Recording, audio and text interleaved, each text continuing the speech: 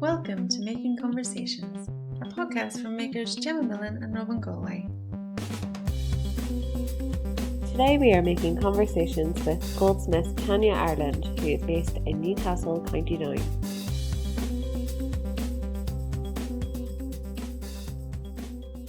Today with us we have the amazing Tanya Ireland. Full disclosure, Tanya and I studied together, so I'm sorry if there's any in-jokes, but lovely to have you with us, Tanya.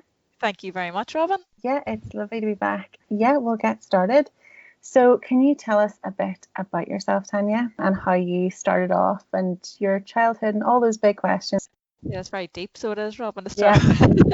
Yeah, so my name's Tanya and I'm from Newcastle in County Down. I'm the oldest of 4 girls in a family with 6. So as a child, I don't know whether I really was creative or not. I'm not too sure about that, not in the sense that I would sit down and make jewellery at all, but we lived by the sea. We lived literally just across the road from the sea for the first 11 years of my life, and we were constantly playing on the beach and using our imagination and making things, I suppose. But do you know what? I always think I hated Lego as a child, which always really surprises me as a maker. Like, should I not have loved Lego? It always springs to mind. Like my daughter, she absolutely loves it and could just sit there and play with it for ages. And it used to always just do my nut in. So I don't know where that came from. Yeah, so we would have drawn and everything, but it wasn't a massive part of my life. I suppose I was encouraged to play a lot of sports and was quite academic. Looking back, my father owned his own building and contracting company, and my mother worked with him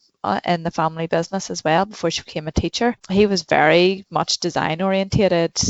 I suppose that has influenced me. He was like, people come up to me in the street today, he's now semi-retired, but people that he had renovated their houses for would just have said how much of a perfectionist he was, and I suppose maybe that's rubbed off a bit on me. And I know my parents always pushed me to do the best that I could, so I suppose maybe that's why it's led me down this path that I've decided to take. Yeah, so going through school, I studied art as GCSE and got the highest grade in my year, so I suppose I must have been doing something right. Absolutely. Yeah, so that was it. It actually was a self-taught GCSE because it clashed with media studies and I liked the two of them, so I done that. I was up against the same conundrum for A level, and I just thought at that level it was too much of an ask, so I decided to drop art and kind of left it there really for a few years. I studied English, politics and history for A level, and then went on to study public relations for my first degree in Jordanstown, University of Ulster. After that there, I got a job as an event organiser for a peace building charity. So I would have organised public and corporate events and travelled all around the UK with that, organising cycling events for hundreds of people and golfing events and loads of different things, gala balls and you name it. It was a great job and I loved the people that I worked with and everything. But for some reason, I decided in the depth of one winter to start making beaded jewellery as a hobby. So I took up my kind of artistic creativeness again and sold the beaded jewellery into a shop in Newcastle called Painted Earth. And that started the relationship with the shop now that I now own. Yeah, so it's kind of fate had kind of already written itself, maybe back before I'd even realised it. Yeah, so I just started selling it and making beaded jewellery just for a bit of crack, really. I ended up getting really bored of it.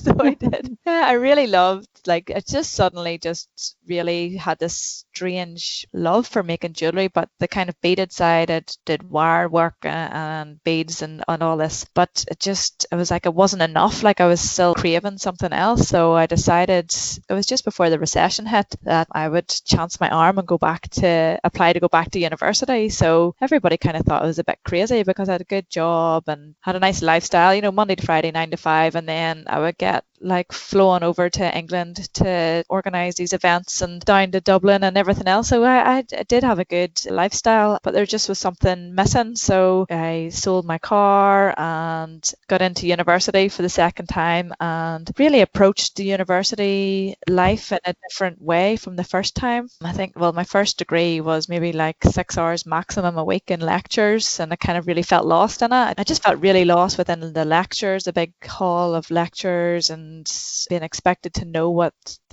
I was learning from a bunch of slides and stuff, but it just obviously wasn't for me. Yeah. Maybe I've always just found that I'm a hands-on kind of person. So I went to uni for the second time as a mature student. I was 22, but I think the time I got into the University of Ulster to study foundation in art. I really loved the idea of being a fashion designer or a goldsmith. So foundation year really gave me the opportunity to explore both disciplines. And ultimately, I fell in love with jewellery and the jewellery department, and the people that were in our foundation year just really clicked. There was this girl called Robin there. Yeah, we That's really so hit weird. it off. I know, so bizarre. But it just felt right down in the jewellery department. You had 6 or 8 weeks to really hone in and design something, and I really liked the potential that it gave you, and just suddenly just found my passion. And I would have said that, event organizing, I loved it, but it wasn't until I actually found my passion that I was like, wow, this is what it really feels like to feel passionate about something. Yeah, so going into degree for the second time, really I had a different kind of attitude. I had a hungry attitude. I wanted to learn as much as I could and absorb as much as I could. And I think maybe because I'd been out in the big bad world, for want of a better word, I knew what I needed to do to be successful and to kind of make something of myself in a way that would make myself proud.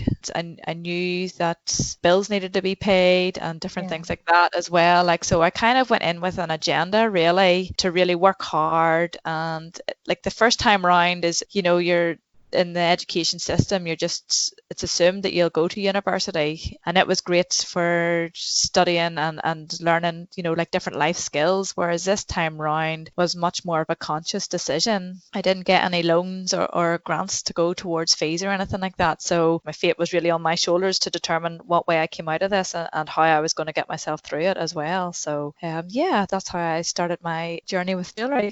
Brilliant. Well, I know obviously having studied with you were working so intensely because you were going between doing your degree, doing multiple jobs to pay for fees and everything. And I think that was something that I always admired about you, was the fact that you just went 100 miles an hour at all times.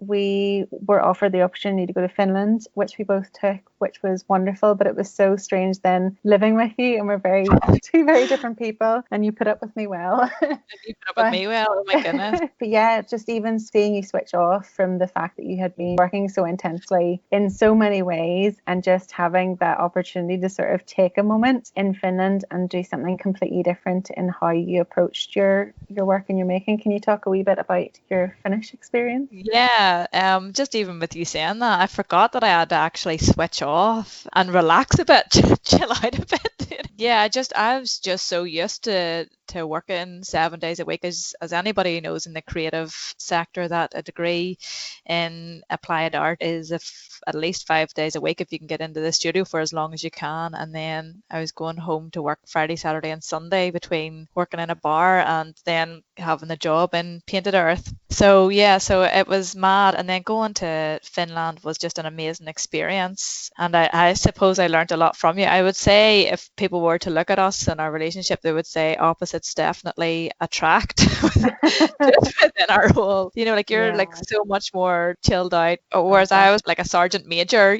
so I learned a lot from you and the Finns of how to take a step back and to really look within myself as well. Really looking at Finland gave you such a good opportunity to look at cultures and look at my own culture within my personal self, how I treated myself and how I worked was maybe a bit detrimental as well, going 24 hours a day rather than taking time to slow down and to really kind of see perspective on things. Finland was great because it pushed me out of my boundaries creatively. I really just have a thing for making rings. So whatever design I make, whether it turns into an earring or a bracelet or a necklace, it usually 99% of the time starts off as a ring. I don't know why. I only really ever wear my wedding band set unless I'm going out or whatever, but I just absolutely love making rings. My tutor banned me for making rings for the whole year, so that pushed me out of my comfort zone straight away and really really pushed me to explore different avenues, which was great. And I really felt like I became a jewelry artist in Finland. Yeah. I made big obscure neck pieces, and suppose like my theme really has always been based on human cultures and societies. But I really looked within myself to see like how we can make our vulnerabilities our strengths. I really kind of concentrated on that throughout Finland, and then I think ever since then it really has continued to show throughout my work. Finland really made me ask the question, like what path did I want to go down? Because it really exposed us to the European jewellery scene. We went to Munich to Schmuck, an international jewellery fair. We met loads of international jewellery artists.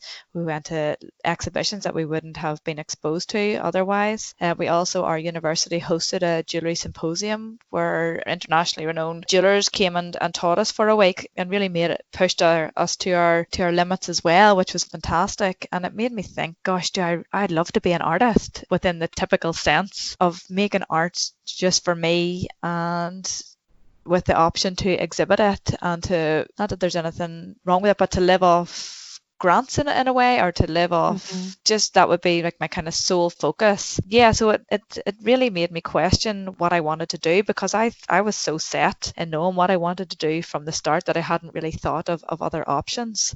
And can you describe the work that you made before you went to Finland, the work you made while you went to Finland, and then obviously your degree show afterwards? Because you work with material in a really beautiful way, and it's very much your work, but it's so completely different from what you're doing now professionally. Yeah. So can you describe that visually? Yeah. So I suppose before I went to Finland, my work, I would have made like a lot of woodwork, and I would have used the lathe. Everything would have been very smooth, well finished. Like for example, if I was using wood, it would have been sanded down and polished. So basically you could have seen your reflection in it. And the same with, I know I was making aluminium vessels, so I'd use the lathe to turn them as well. Everything was made very technically, even rings. I was very, very much into the technical side of making, I suppose maybe like the goldsmithing side of making jewelry. So, everything had to be measured perfectly. I wanted to solder everything. I wanted everything to last forever. Like I wanted to make it very meticulously, that these weren't just like little maquettes. Like everything had to be made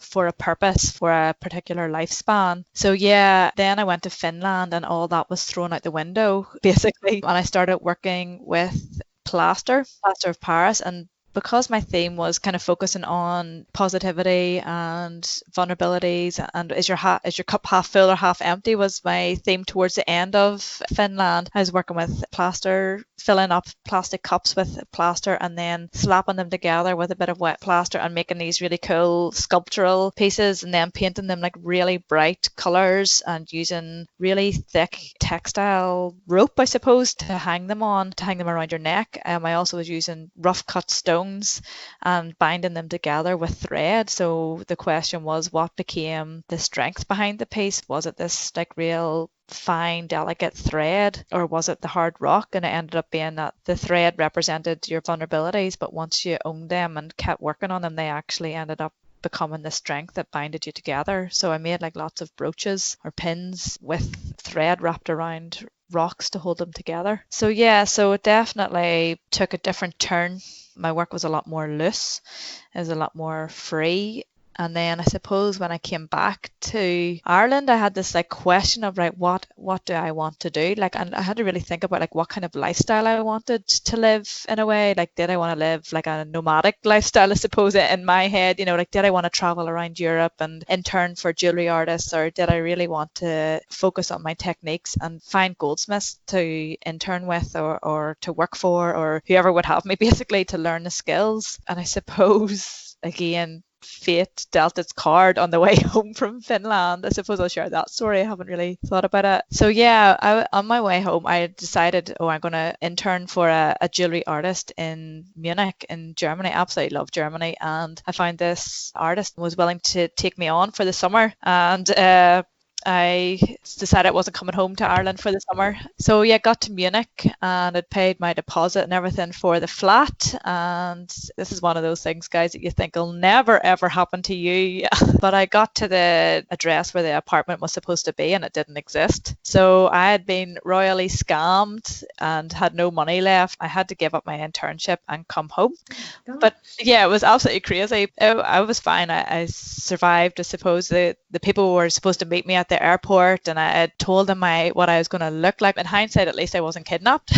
Yeah, it could have been like a Very Liam small win. Neeson situation. Yeah. I know. Oh my gosh, it was crazy, absolutely crazy. And it was so funny because my mum and dad are like so practical, and like they supported me whenever I said I was going back to university and everything like that. And yeah, whenever I told them I wasn't coming home, they were fine about it. And then when this all happened in Munich, my dad was like, yes, stay and it'll sort itself out. You'll get a place to stay and all the rest, and we'll get it sorted. Just you stay and do your internship. And mummy, on the other hand, was like, get home now. So I was in a bit of a pickle because they both just wanted me they knew how hard I'd worked and just wanted me to do what was right for me. And I think my dad just didn't want these people to destroy that in a way. But on the same day that this happened, Goldsmith Sarah McAleer had emailed me saying that she was looking for somebody to come and work with her, an intern, over the summertime. And I just took that as a sign and I said, no, this is my sign. I'm not supposed to be here. I'm meant to be at home. And yeah, I replied to her saying, I'll come for a meeting with you next week. And I got a flight home the next day. And that was the end of my jewellery artist career. What happened about that then? Did you report it to the police? Did you get to the bottom of it? No, we didn't get to the bottom of it. I went to the police in Munich. They kind of speak very little English, and I would speak just a wee bit of German, but they just said it happens so often over there that they could just, there's that much of it that goes on a daily basis, these scams, that there was no tracing of it. And then I obviously didn't hang about to get it sorted either. It was whenever we got home, my mum and my aunt actually looked up the address again, and they had the exact same apartment in Spain. So they were still scamming, yeah. So it was a lesson learnt. It was probably like too good to be true kind of thing. It was a lovely apartment and all the rest, but yeah, it was just one of those experiences that you kind of learn that you can always be on the receiving end of these things. You were so diligent about it all before you went as well. Like there was nothing. It wasn't that you were just being naive and it was like a perfect apartment came up and it really would have been so easy to be like, oh no, that's definitely a scam. It was so legitimate. You did so much research and you asked your bank before you did it, and like everything done down to the T. Yeah, and like I was emailing this supposed girl backwards and forwards, for weeks, and we were chatting, and things that you would think, like, why would scammers go to all that bother, to have chit chats with you? And then the next thing they were like, no. And then the address, all the streets are like named, numbered, even numbers on one side, odd numbers on the other side. So they give me an odd number and the street only had even numbers, and where the odd number should have been was a park. So I went into like a bike shop, and the bike person, I was like, asked them about this address in German, and they said no. And then they said, somebody was in yesterday asking about this address as well. And then I was like, alarm bells. So gosh. But you got your job with Sarah. So. Yeah, I got my job with Sarah. Yeah, it was just absolutely crazy. Like on the same day, I got this email from this girl I'd never known before, and I just thought, yeah, I'm going for that. Like that's my sign. So you came back to Ireland and you got stuck in doing things 100 miles a minute again, which seems to be your only speed. Can you talk us through how working with Sarah was and going into third year, and how Finland shaped the work that you made, or if it had any effect at all? Yeah, cool. So that summer before we went into final year, I spent 2 or 3 days a week working for Sarah. It was brilliant. I worked on her product range and learned an awful lot from her, just from repeating work. It really got your speed up.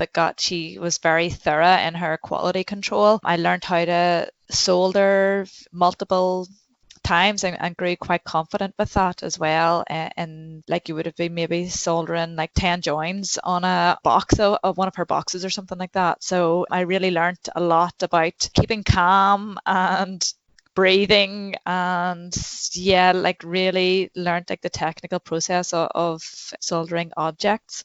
filing, how to file everything up, and finish it to her standards. So it was great. We had great fun. We were actually down, her studio at the time was based in Project 24 in Bangor, so in one of the shipment containers from Newcastle.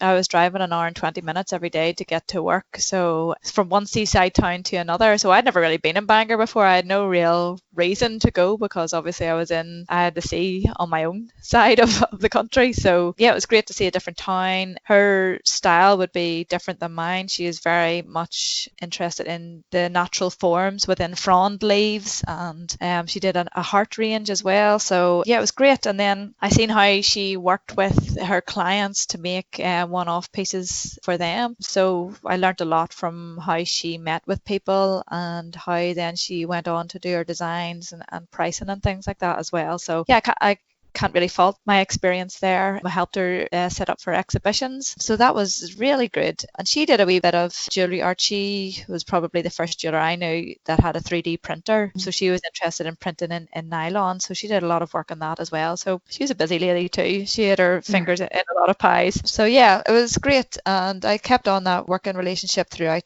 the final year of university then. Still worked a couple of days a week for her. I might have worked 4 or 5 days during the summer and then a couple of days whenever I was back to uni. I can't remember. Oh my gosh, it all feels so long ago. So I suppose then I was entering final year with the whole year of Finland being completely about jewellery art, and then really just absolutely loving my time in Bangor, really learning about the technical pieces too. So I think I brought the two areas of my interest together for final year.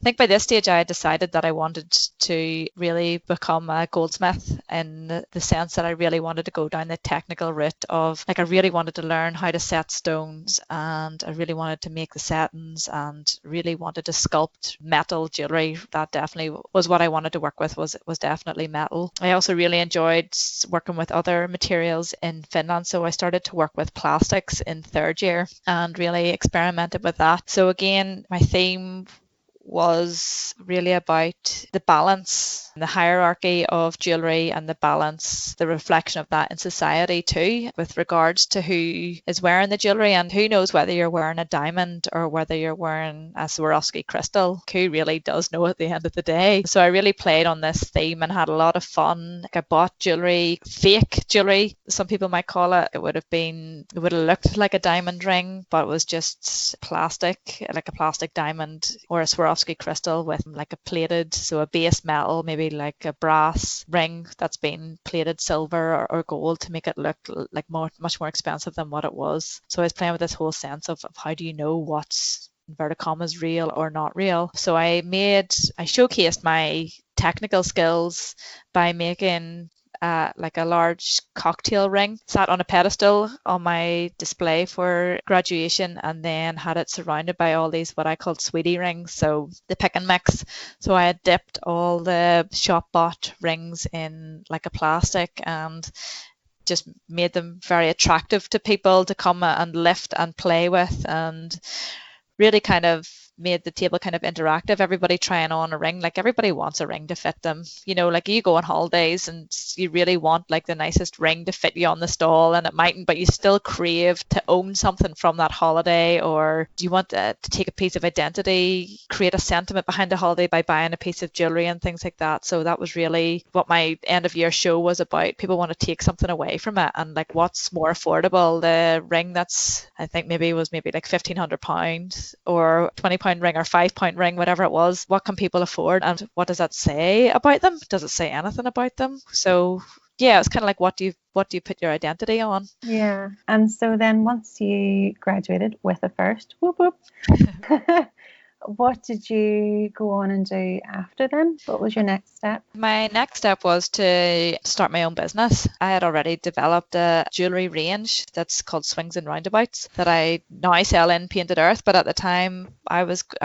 that's just what I was going to do. I didn't own Painted Earth at this time or anything like that. I stopped working for them at this point, the previous owners, and was going to go into business by myself. And then I got offered a job with a trading company to become basically an apprentice for making platinum and diamond jewellery that would be sold into retail stores. So I decided to park my own business ideas and went to work for this company. I just thought it was far too good of an opportunity to learn more skill sets, to learn a wee bit more about the commercial side of jewellery and how that really works, because I never really got an insight into that before. I'd interned with Garvin Trainer and Sarah McAleer and seen how a Goldsmith works, but I'd never seen anything mass produced, or like what was the finishing standards like. Like I really wanted to learn how to set stones, so I eventually was trained in how to set stones as well, set their diamonds for them. So it was an unreal experience. I would probably still be working there today, except I wanted a different lifestyle change. I wanted to live in Newcastle, where I'm from. The opportunity came up, I suppose, to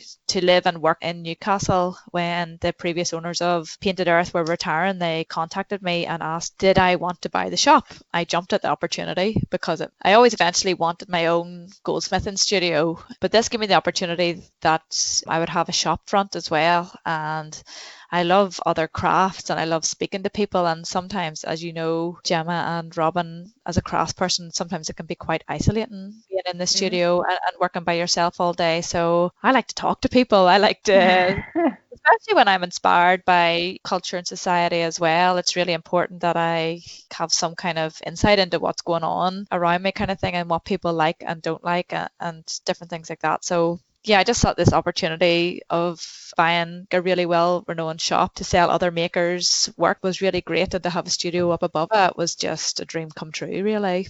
Obviously, once you bought the shop, you made quite a few changes to it as well and sort of restructured that in a slightly different way. I think the original Painted Earth had like framing behind it, didn't it? Yes. Well, we still did that for a while, but Brendan, the previous owner, he did all the framing for Painted Earth, and then when he retired, he still did our framing for us. And then we always joke with him that he retired. He was a fireman before him and his wife opened Painted Earth, and then he retired from being a fireman to owning Painted Earth and being a framer. And then we always joke that he retired for a third time this year when he retired from framing for good. So now we don't have a framer. So yeah. But it really seems to have been very much a family business. It's run between you and your husband run it, and your sister was involved, and an amazing painter, Gemma, as well, was there as well. Yeah, that all grew organically. So myself and Ray took over. Ray had no experience in the craft sector at all before coming on board. He thought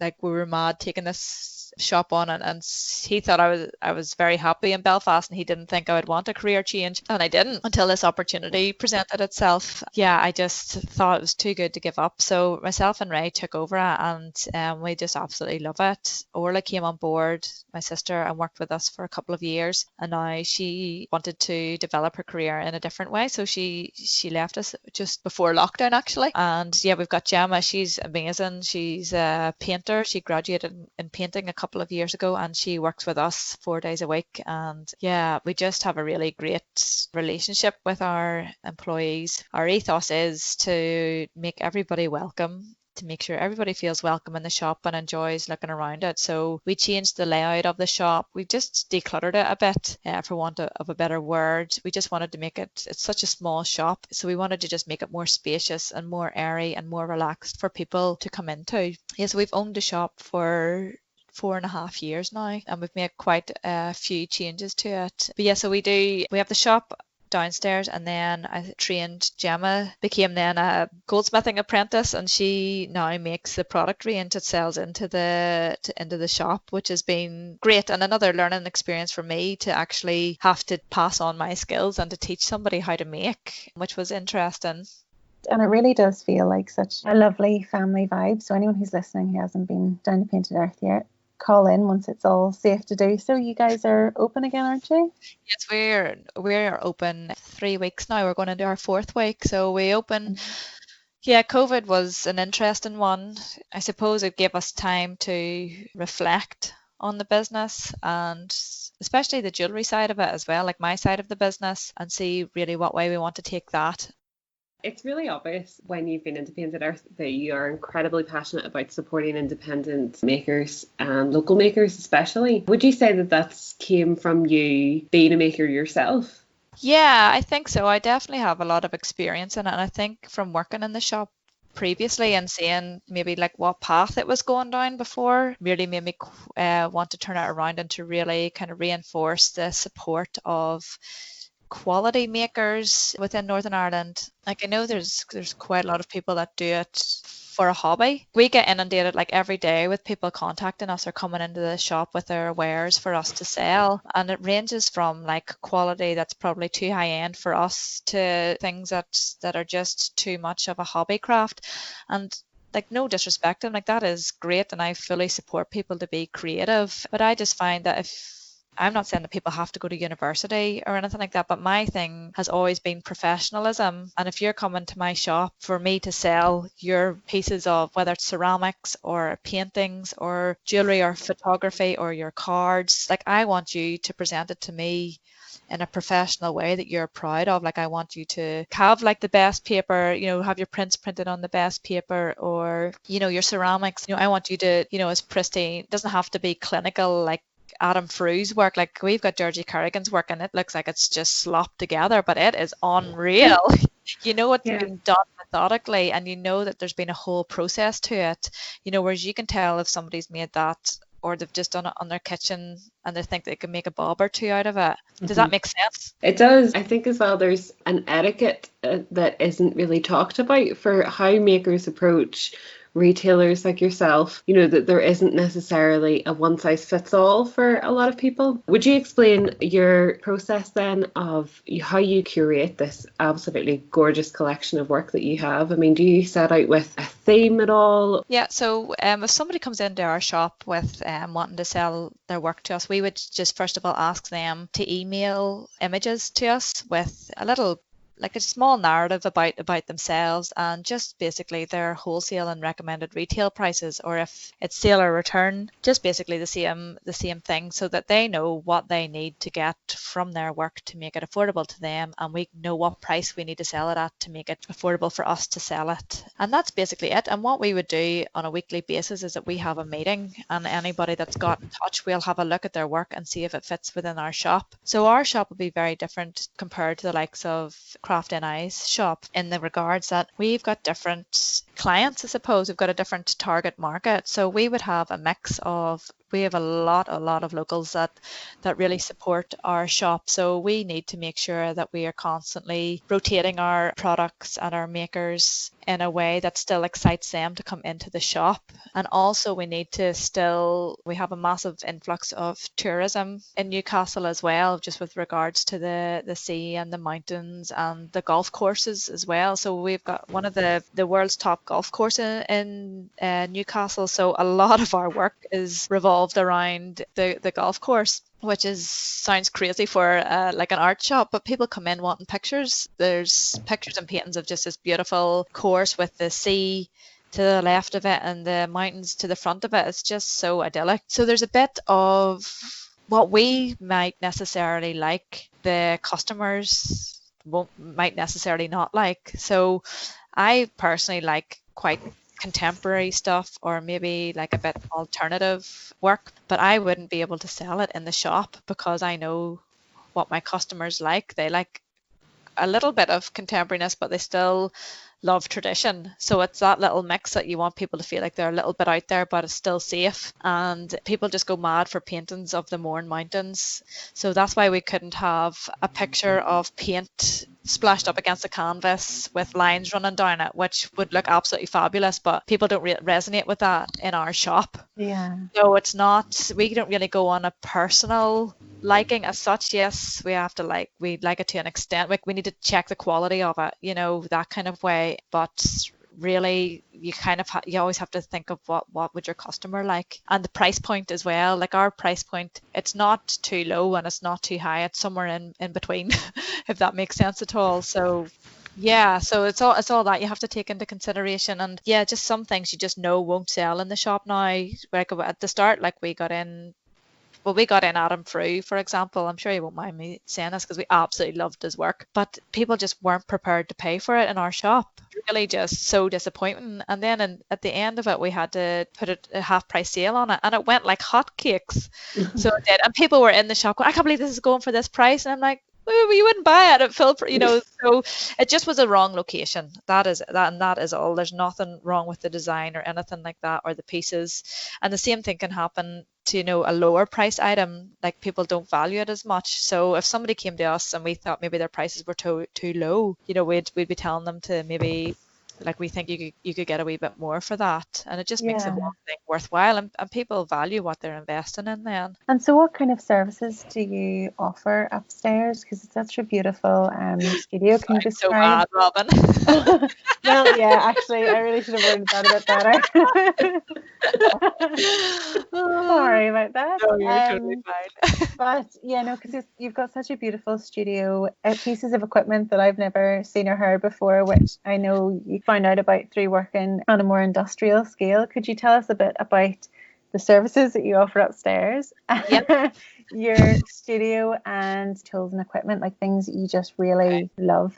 Yeah, so back to my happy place, as I call it, back up to the studio.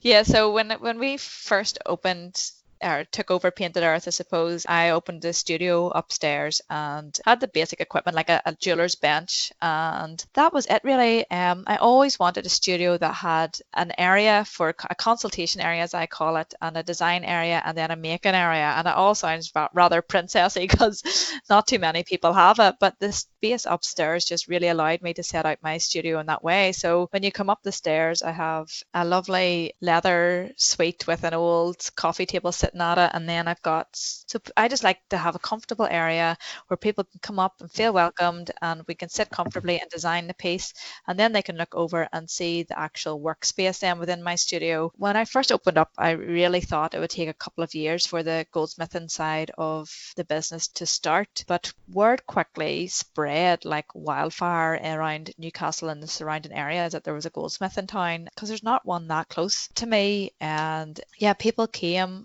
from far and wide to kind of called into the shop, and then I would just be coming down and bringing them up, and there was all very ad hoc. Then I realized that had to change. I needed to get like a better system in order. So what I offered, the service I offered was a commissioning service. So for example, Robin, you would make an appointment with me then. So I organised it that it was by appointment only, so you couldn't just walk off the street and chat to me. And that was one of the bonuses of having like a private studio alongside the shop, so people can come in and chat about the whole process with my employees downstairs, but they'd have to make an appointment with them to come up and see me or call me to make an appointment. And then they come up and we would have a design meeting, and then I would sketch up ideas for them and invite them back to present the ideas and a price, and then I would get to making. So this all picked up really quickly, and in amongst it all I was doing repairs and everything as well, and I quickly found out that you really needed to decide whether you're going to be a jobbing jeweler, as it's called, where you just mainly do jewellery repairs or modifications or whatever it is that somebody wants to their existing jewellery, or you do commissions. So I decided to specialise in commissions, and I then invested in quite a bit of machinery to do that. I have a table that my jeweller's table actually moves up and down rather poshly.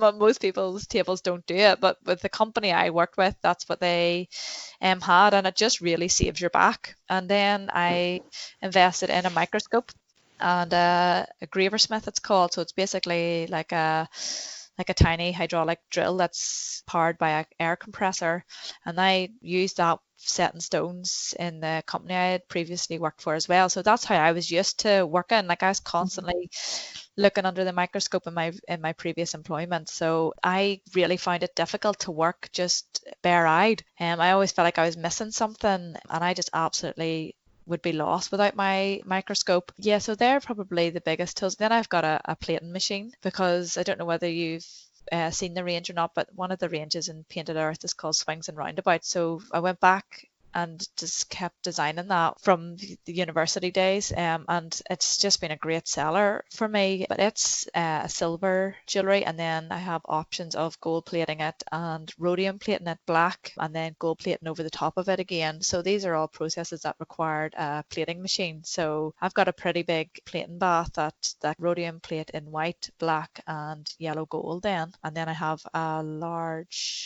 enough polishing machine then. So yeah, so that's all equipment. And then I've got a slow cooker that I put my safety acid pickle in. So you really have like top of the range equipment, right down to like an old toothbrush that I scrub my jewelry clean with.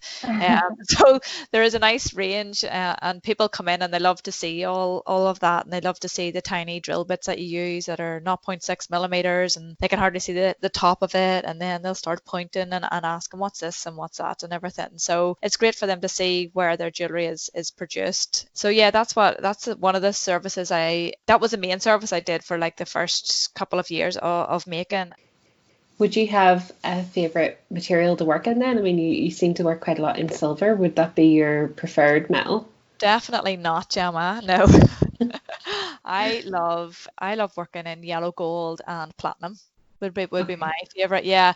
So the product range for the shop is all in silver, and now I've kind of handed that over to Gemma. So she would be responsible for making the product range. I give her a hand from time to time, but she mainly makes it because I just simply didn't have the time to continue making the product range. Like there's a time there that I had maybe like 20 jobs on just consistently throughout the year. Like there wasn't really like a really slow period in the year for people coming wanting pieces made with me. So I just didn't. I was working 6 days a week and just didn't have time to make the product range. So I realized that like Gemma didn't have any training in jewelry at all, and yeah, I trained her up to make the product range, and now she probably does it more efficiently than I do.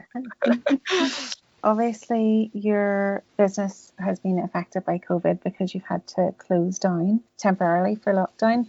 How has that been opening back up and sort of getting back to normal? Is it something that, well, obviously nobody sort of predicted that anything like this was going to happen, but how has that been, and how are you finding your customers' responses to that because of the size of the space and different things you're having to implement for, employees' safety and all that? Like it must be such a different change because it was such a friendly environment to kind of go in and have a chat.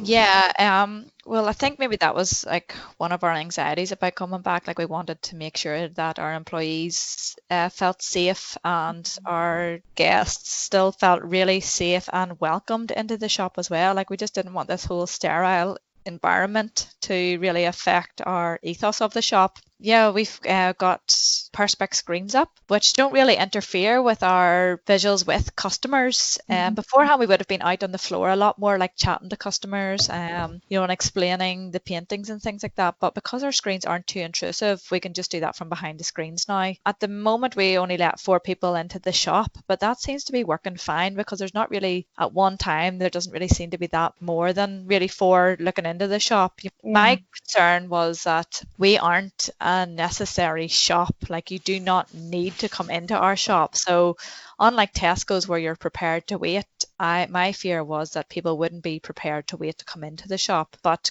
contrary to that, people have been queuing for a short period of time.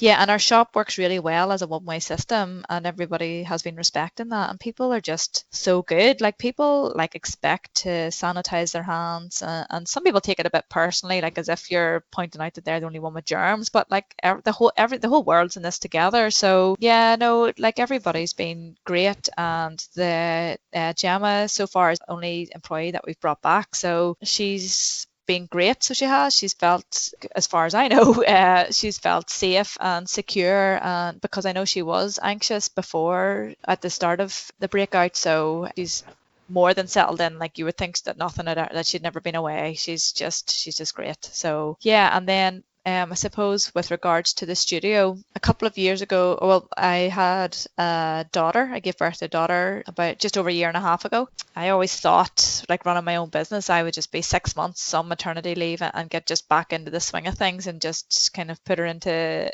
childcare 5 days a week. But once she arrived, it was a completely different story. The whole balance of that probably was a lot more challenging than COVID. Now COVID's kind of, the doors are opened again. Well, we're open 4 days a week now, but that'll soon be going up again now, I'm sure, as laws and restrictions relax a wee bit more, and we find that business is doing okay, then that'll all go back together. But with regards to the jewelry side of things, I decided to postpone making commissions. I just found it too stressful, to tell you the truth. I absolutely love working with people, but it Yeah. was just the deadline demand that I just couldn't keep up with the amount of work that was coming in. So instead now I've taken a bit of a new direction, and I offer 1-day wedding ring workshop packages, so couples can come to the studio and spend the day with me making their wedding bands. So I've been doing that now for nearly 2 years. I started that just before Ophelia was born and absolutely love it. So again, the couples come and have a design meeting with me first of all, so they get to design what kind of textures they'd like on their rings and what kind of material they would like to use, and then they come back on a decided date and actually spend the day in the workshop just with the two of them and making their wedding ring. So it's great crack, and it's just, from a business perspective, it's a lot more easier managed for me. And also I've started to design a new range under a new brand called Tanya Ireland Limited. So I suppose with reflection on COVID, that's really, I've taken that opportunity to really kind of hone in on that and develop designs that I want to present under my own brand, not under Painted Earth, and really look towards designing jewellery that I'm proud to put my name on. Could you tell us a bit more about your new company, Tanya Ireland? Yeah, so a couple of years ago, I started up a new company, Tanya Ireland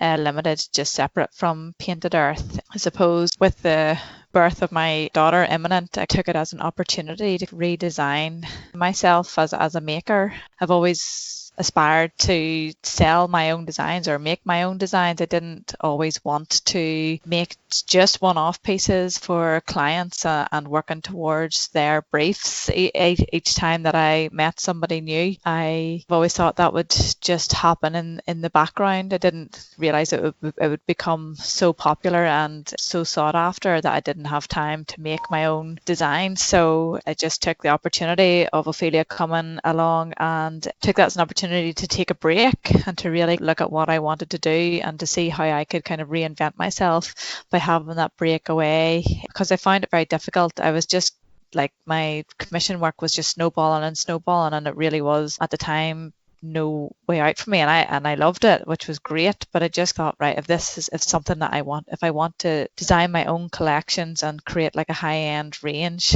to sell and make readily available for clients, then now is the time to do that. So I started Tanya Ireland, and I've just been basically researching different things over the past couple of years and really going back to what I love doing and create my own brief. So could you tell me a bit more about the inspiration behind this work, the materials that you'll be using and processes and the designs? Do you have set designs that you'll be making? I've always been interested in designing jewellery that resonates with cultures and societies, and I think that's why I really enjoyed making the one-off pieces as well, which contradicts what I've just said. But I think like getting to know people's stories and know people's histories and things like that, then I can really reflect that in the pieces of work that I have made them. So really that has stemmed on from university practice and is still what I'm very passionate about at the moment. Making my own collections, I suppose, gives me the freedom to really see what I personally am interested in. So I bought a book called The History of Rings over in the Victoria and Albert Museum a few years back, just when we were starting the company off, and really loved reading it and just seeing that it was quite mainly men that were wearing the rings for different reasons and things like that. And I do love making jewellery for men as well. I came across the Clara ring, and obviously that's very prominent in our history and the different stories that go along behind that. So I really took that as a starting point, and I really want to reimagine that ring and see how it can look in today's society and what would be my take on it. So I've had great fun trying to work out how to separate the three meanings behind the Clara ring: the loyalty, the love and the friendship. And I've designing a range which represents each part of the Clara. So that's been really good fun. The materials I'm using for that are primarily gold, 9-carat gold. It can be yellow and white. And I've added like a little diamond to the crown part and a little diamond to the hands. And then I've left the heart quite simple, so it sits nicely on its own. Yeah, so my thing with rings, especially, the ring set is a set of 3 stacking rings. So you can buy one ring, or you can buy 2 or 3 rings, a full set then. So it was very important to me that each ring could be worn on its own or together as a set. So my intention was that people could invest in one piece, and then build on it as years progress, or some people might be fortunate enough to be able to buy one ring on its own then. And then from that, I always start with rings. So from that, I will be designing earrings and bangles and necklaces as well, all being well. So that's where that collection is. So hopefully different collections will come across throughout over the years. Another, I suppose, subject area that I've been looking at is strength and empowerment, especially within women, and just making ourselves feel good. And there's, I suppose, I was listening to Deborah's podcast there today actually, and really kind of resonated with some of her anecdotes that she was saying about being a mother and finding it difficult to have you time. And it was very important for her to have Deborah Toner, her company, so that she could still be herself and be a mother, and to not lose that. And it's very easy to, I suppose the two of us now have experienced it as being self-employed and as being mothers. It's very easy to have an identity crisis, for want of maybe a better word. So yeah, I find that women need to be celebrated, and who better to celebrate ourselves than us. So I've started to make jewelry that I want people to be conscious of why they're wearing it, though it's very functional, but it's also the titles of the jewelry make you think why you're wearing it. So like one of my rings is called Proud Mary, and it's named after the Tina Turner song. So I find her whole life story very inspiring, and geez, like what a strong woman to come through everything that she went through, physical and mental abuse from her husband, to conquering the world basically. Under the same design, I was really inspired by Mary, the Virgin Mother of God in Christianity. So it's kind of crazy to put those two ladies together. But whether you're religious or not, or whether you're into music or not, most people will know those two women. And yeah, for all that, whether you believe or not, the story of Mary, like what that woman went through and sacrificed, is just, I suppose, inspiring to some women too. Just a celebration of women. And then I have a ring that's called my Superwoman ring. So I was introduced to a stone cutting company over in Germany who hand cut their stones, Bergwerk gems, and he sent me a picture of a stone one day, and it's called 21st Century, and I just thought, woohoo, like 21st century women. And it's cut, and just as soon as I seen it, whatever way I seen it, I was like, oh my gosh, that looks like a Superman emblem. And I was like, that's going to be the Superwoman ring. You put it on and you feel good. It doesn't look like a Superwoman ring, but it's powerful. And I find like whenever I first put it on, I felt empowered and I felt really confident. I wore out to dinner with friends one night and I just felt good.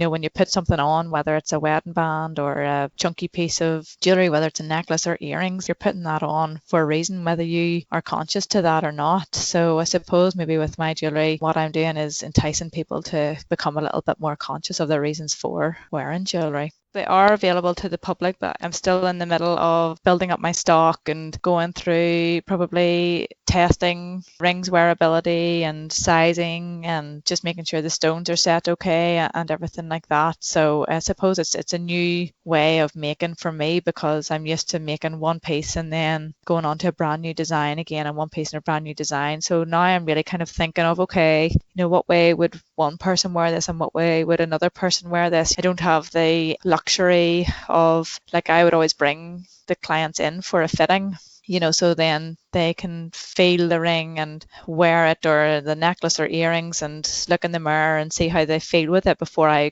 proceed with the design. So for me, it's a new way of designing that I'm kind of on my own as such. But yeah, so like my idea is that people can go online, buy it on my website. At the minute, everything's being handmade to order, so there is a few weeks of waiting once you do purchase the item of jewelry. But yeah, at the minute I've got like 5 designs of rings, and I've made all the prototypes of them and they're happy with them, and now I'm moving on to the earrings for each ring. So I'm just finalizing materials. I do want them to be precious jewelry that is cherished for generations. So in my mind, I'd like them to be made in gold, at least gold, and give the option of platinum or 18 karat gold. But at the minute I'm going to offer them in 9 karat gold. So like I want my jewelry to be passed down through generations. So I kind of placed my sentiment on the jewellery, then the wearer will add their story, and then hopefully they pass it down to their child or grandchild or friend or whoever, and then they can add their story onto it and say, oh, this is my granny got this whenever she had a bit of a rough year, and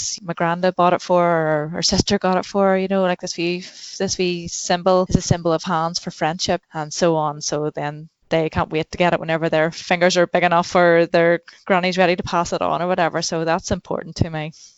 Similar to your swings and roundabouts collection, will there be a casting element to these? There will be a casting element to some pieces, and then I will be adding to each piece and making the pieces. So for example, the tiny crown ring, I call it, which is part of the claddagh ring set, has a granulated piece where I call them like little gold nuggets, and they're all joined specifically in a way so that they slot into the heart whenever the heart ring is worn with the crown ring. So it took an awful long time for me to work out the logistics of that piece of the ring and to make sure it sat flush with the heart and also looked well on its own. So that part of that ring is cast, and then once it comes back to me, I clean it up and then I make the rest of the band to fit the size of finger that's required with it. So yeah, there are casting elements in it, and then traditional goldsmithing techniques as well. And then I set all the stones myself, and obviously finish the piece off then to whatever texture I have on the piece of jewellery. I love that there are pieces in this collection that are attainable, but you can add to your own collection over time with the more luxurious pieces. Was that intentional from the very start? Yeah, that's what I always like, and I think that that's what we like with the fact of Painted Earth. You know yourself, you go into a shop sometimes and you really want to buy something, but it's all very expensive. You want to be a part of something, but you can't afford the most expensive thing in the shop. But you know, that kind of way. Like, so it's nice to have entry level for people so that they can buy into you as a maker or you as a brand or whatever it is. You know, so like for example with Painted Earth, you can go in and buy a card, or you can just come in and have a look and come back later or whatever. But you can come in and buy a card for £1.50 or £2 or £3. But there's also paintings there that sell for £600-700, you know. So you can be a part of something that you really admire and without having to invest your whole savings in something that you can't really afford. So the same thing, I suppose, for me is that I like to give options that, they might really like my jewellery, but they can't afford the platinum ring. But yeah, they might be able to afford one of a pair of gold earrings or something like that. It's making it achievable for people, that want to invest in artwork. It's hard enough running an independent business at the best of times, especially during lockdown as well. It's not going to be easy. How reliant would you say the goldsmithing practice is in your business towards Painted Earth, or are they completely two separate entities? Having Painted Earth has really allowed the public to have a conversation with whoever's working in the shop about the studio upstairs and the goldsmithing process. So it definitely has, we always call it like the doormat for upstairs, if that makes sense. So people can kind of come in and say like, oh, what, like, because we would have like a banner downstairs saying like jewelry, make your own wedding rings, and then people would ask, oh, what is this, and like, what does that mean, and stuff like that. And then whoever's working in the shop, whether it's myself or Gemma or anybody else, it would be like, right, well, this is what it involves, and you know, and then they'd be like, oh, class, and we give them a card, and you know, you might hear from them in a couple of months' time, or they might book an appointment there and then. So it really does lend itself that way to, rather than being in a building tucked away in a, like, without having a public access. So I've kind of got the best of both worlds, if that makes sense. Like, I've got like a private studio where I can just get on with my work, but I also have somebody downstairs talking about it for me without being interrupted. And then what would be your favourite process during the making process? Is it that you like meeting clients and the designing element of it, or is it kind of, you know, you just stick on the Making Conversations podcast and just work away? Definitely the Making Conversations podcast and working away, Robin. Are there any other podcasts? Yeah. No, not for me. It's so useless. I have to say there's a place for everything. I absolutely love designing, and I suppose like one of my unique selling points to me is that I love to put people's stories into their rings without it being too obvious. So I find that like a nice challenge. So for example, if somebody brings me their father's wedding band and the father's passed away and they want to use it, like I always encouraged the clients not to melt it down, because you would have to melt new gold into the old gold and the old gold would be lost.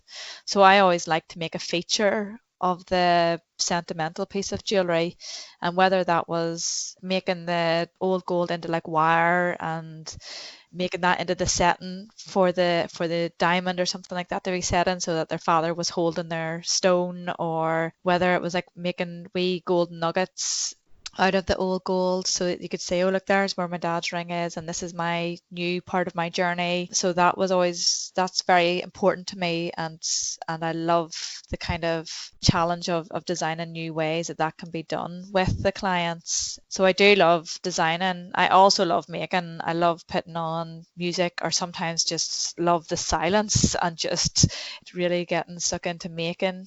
Probably soldering is my most favorite part, or setting stones. I absolutely do not have the patience for cleaning up, if I'm being honest. Even though I do it, it just stark takes contrast from whenever you were forever. in Yeah. Oh, I Moved still do over. it. I still do. I think it's just the pressure of having something finished that sometimes the cleaning process just feels like it lasts a lifetime. Like if you want to get a good polish on your ring, you are gonna like have to sand it down until you can see your reflection before you even polish it. And that's came from my previous employment. You know, like we had quality control that would have sent back a ring that you couldn't even see the scratch marks on and said that's not polished to standard, and you'd have to go back and repaper it and polish it up. So somebody mightn't be able to see what I can see in the ring, and I'd go back and refinish it again. So yeah, I suppose like within any craft, there's always like a love-hate. There has to be a love-hate element in some shape or form. Like I'm sure, Gemma, I don't know that much about ceramic techniques, but I'm sure there's that same kind of feeling for part of your making process as well. Oh yeah, definitely. Especially because you have to rely so much on the kiln. You're putting something that you've made, and you've made all like every little aspect of, and you're putting it into the kiln. And then in that time frame, which is enormous, it could just suddenly explode, it could crack. You're suddenly like, oh right, okay, there is a reason why I've made 20 others, you know.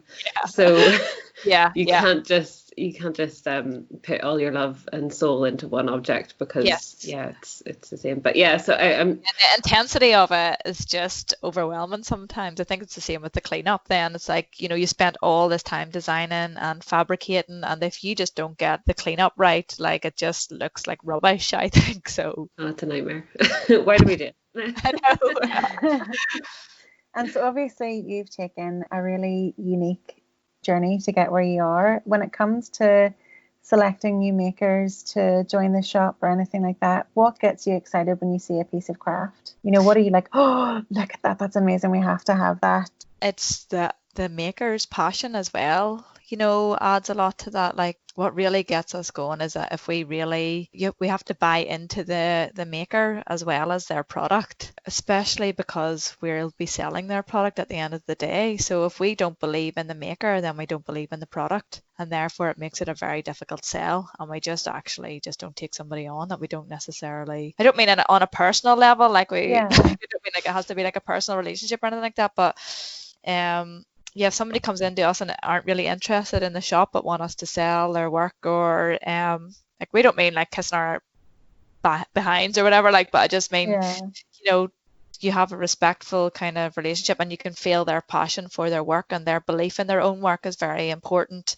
So that really kind of excites us. And if somebody comes in with a new color, I suppose I go back to like Dergie Kerrigan. I don't know whether you know her work or not.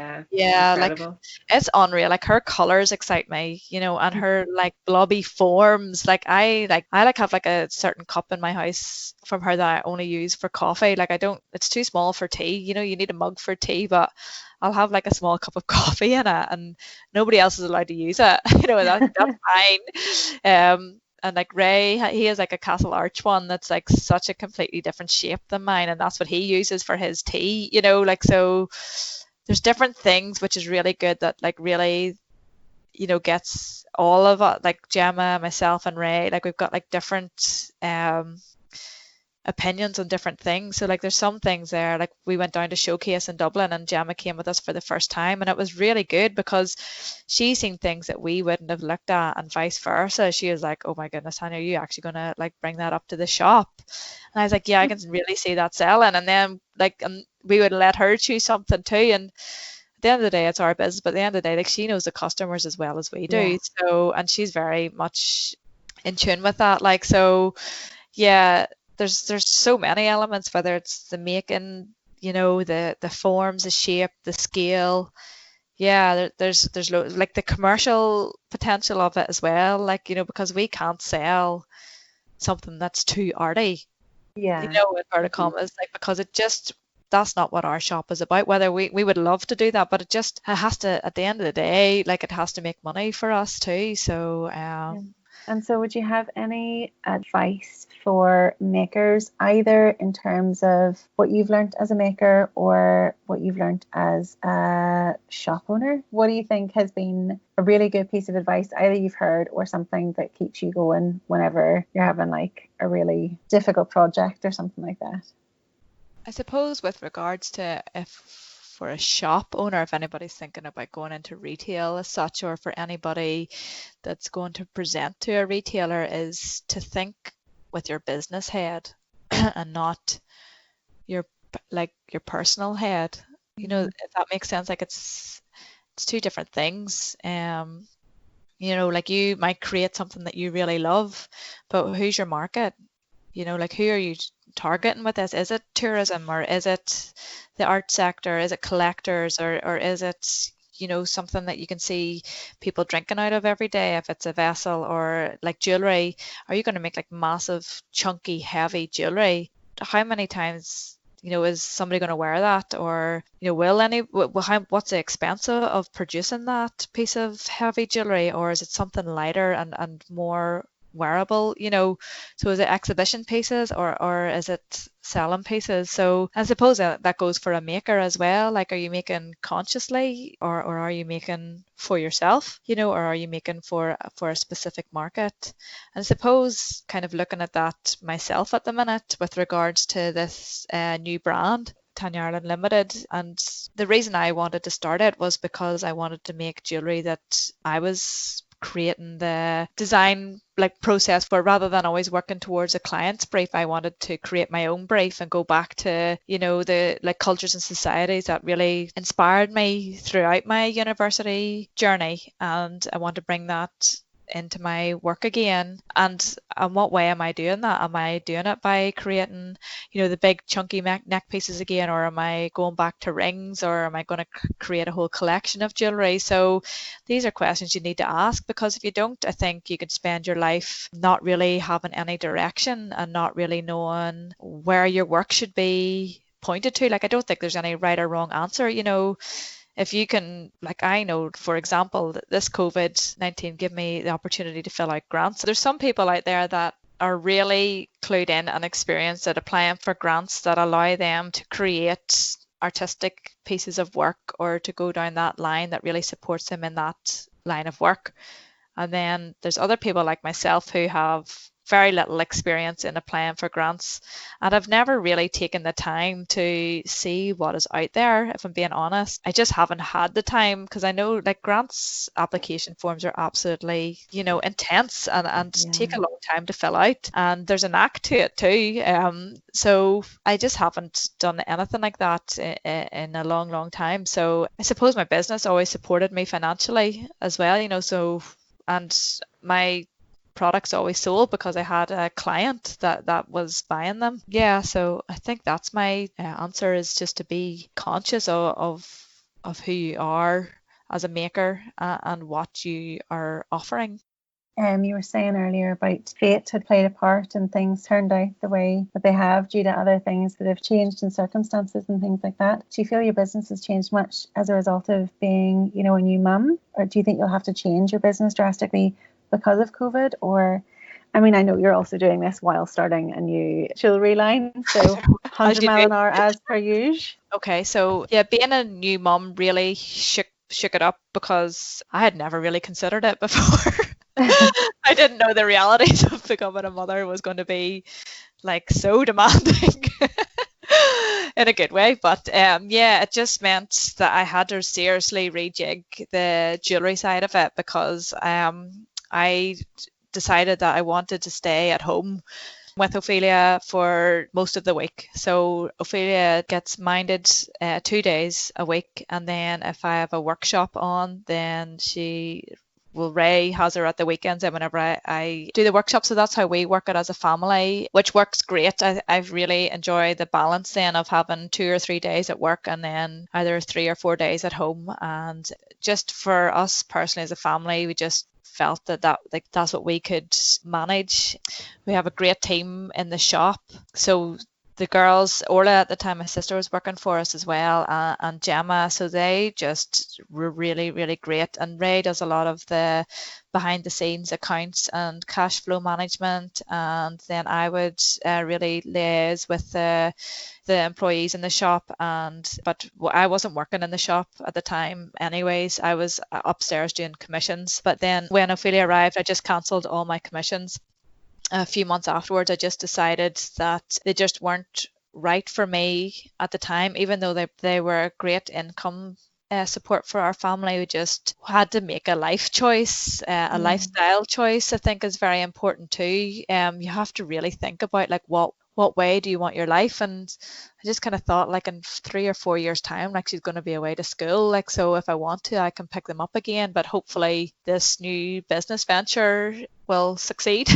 But yeah, so the shop, yeah, we just have such a good team. Ray does a lot of behind the scenes work, and I would float basically. I would do like a lot of all of the wages and human resource management kind of side of things. Yeah, so that was that. And then with COVID, if I'm being honest, we probably should have pushed online a bit more, but we really just took this as an insane opportunity to just breathe for a bit, to really Ray, my husband, he works full time. He's a director of mental health charity My down this area, so he was still working 6 days a week. So really it was myself and Ophelia, and just considering the shop and trying to really push online just logistically didn't work. I just really just engaged with her, spent the time with her, and then any free time I had, I suppose selfishly worked on my new brand. So I just thought like if I really wanted to take a new direction in my jewelry, like this free time without having the shop to think of on top of it all was the only time I was going to get to really think about like what way I wanted to go with my jewelry. So what do you do, being the busy woman that you are, to unwind? I go to CrossFit and blow off some steam. Ooh. So it's a gym, yeah. So but it's literally an hour long. It's like less than a minute away from my house, and they go and they have classes that are completely structured for you, so you don't have to think about what you're going to do. You just go there and be told what to do for an hour, and yeah, it's great. It's a great bunch of people that go to it. Everybody's in the same mind frame that they're just going to go and blow off a bit of steam. You get to do try to do loads of different cool things like skipping and pull-ups and like do a bit of weightlifting, which I never thought. I'm like tall and lanky for anybody that doesn't know me. So lifting a weight, you would not think I done, but yeah, it's good fun. So that's what I do to blow off some steam. I'm also surrounded by absolutely stunning parks: Tullymore Forest Park, Castlewellan, the beach in Newcastle, the mountains. So I'm really, really fortunate that I can, like Ophelia and I, go for walks most days. And do you find that recharges you? Is that where you kind of get your extra energy from, because you do work so intensively? Yeah, definitely. I suppose Ray helps me relax too. He's like kind of like once it comes to maybe 7 or 8 o'clock at night, everything's chill out time. Don't try not to talk about work anymore, especially as working as a couple together too. Your kind of days drift into nights and you're still chatting about the business and stuff like that, which is great. Yeah, when I met him, I suppose whenever we moved in together, I remember one Sunday afternoon I was busy cleaning the house or something after coming home from work, he went to put the TV on at like 3 o'clock in the afternoon to watch a hurling match. And I was like, what are you doing? Like, TV doesn't go on until like, the night time. Like, that's just the way I was brought up. And he's like, would you Yeah. ever just come and sit down and chill out for a minute? And I like, and the first few times I done it, it felt so strange. Whereas now, yeah, you have to learn to relax a little bit. Sometimes I'm better at it than others. Yeah, definitely walking recharges. And a lot of people ask me, like, am I not inspired by nature, in my work and all, because you're surrounded by such beauty? And the answer is no, because I love to just like go there and enjoy the beauty and the nature for what it is. And that's just me personally. And I actually find that I can process my thoughts a bit, better in nature. And, like a design might come, I might be like, oh yeah, that there clicks in well with that kind of thing. Like, and rather than I can never reflect. It just doesn't come naturally to me to bring, like the sea or the forest or whatever it is into my work. It just doesn't happen for me. And then I suppose the final question that we always ask, as you know, what is the last piece of locally made craft that you've bought for yourself or as a gift? So because you're a retailer, not for the shop. Ooh. Not from the shop. Not from the shop.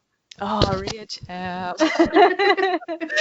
don't It's get your out own that often. personal little shop, isn't it? Just Yeah, great for yeah. kids. Just go down and yeah. Even there on Mother's Day, Ray was like, what do you want? And I was like, oh, I'd just love something from the shop, which I've never done. Like, he's never got me anything from the shop. And yeah, everything. Jeepers, oh, I'm on the spot now. I'm sure I've bought something up in St. George's Market lately. It doesn't have to be, it can be edible, can't it? It doesn't have to be. Yeah. Yeah. Oh. Yeah, I've heard Zara in the last thing. She was giving on about these homemade bakery pastries. Every time we go up to St. George's Market, there's an unreal gluten-free cake stand or dessert stand. I couldn't tell you what the name of it is. Oh, is that Check Out My Buns? Yes, I think so. Yeah. So her stuff is absolutely unreal. So yeah, a Snickers or a Carmeletta, I think it's called, are absolutely insane. Her brownies are insane as well. So yeah, we love to go up to St. George's Market and soak in the atmosphere and the music. I can't wait for it to open again to go get the head shard. I know. I suppose I couldn't say my shop because then I'd be like advocating everything that's in it. That's it. That's Well, we fine. already know that you love everything that's in there Of because course. you're Yeah. selling it. So I was trying to figure out how, obviously, if I need to anybody write that. obviously, if anybody is listening and hasn't seen Tanya's wonderful stuff, you can get it online, but also in person is the best place to go and soak up the whole vibe and atmosphere of such a beautiful retail space. Thank you. So where can people find information about Painted Earth, about yourself, the commissions that you were doing, and the new Tanya Ireland Limited? For Painted Earth, we have a website, www.paintedearthgifts.com. You can follow us on Facebook and Instagram, Painted Earth, and you can see all my previous commissions and stuff on the social media there. And then I am launching my new website is tanyaireland.com in August. So that will be up and running. And in the meantime, you can follow me on Instagram at Tanya Ireland Design. And I've just started a Facebook page as well. Oh, very exciting. Well, I'm very glad I know now what to bring down next time I pop down to see you. Bring the, was it Carmeletta? Carmeletta, I think it's called. Carmeletta. Good to know. Well, thank you so much for having a chat with us, and I hope I get to see you soon, and yeah, everything goes back to normal pretty quickly, but in like a really good and positive way. Yeah. Thank you so much, Tanya.